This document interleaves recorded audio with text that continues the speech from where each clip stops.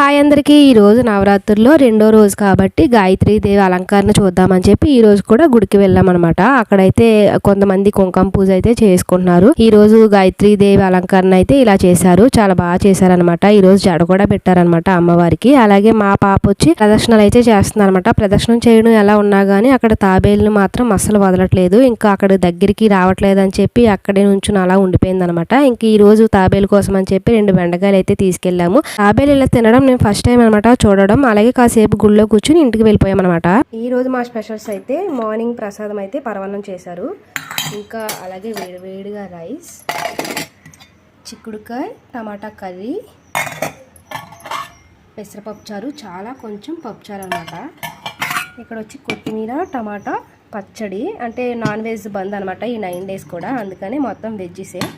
అలాగే ఇక్కడ కొత్తిమీర టమాటా పచ్చడిలోనే ఆనియన్స్ అనమాట, చాలా బాగుంటుంది ఇలాగా.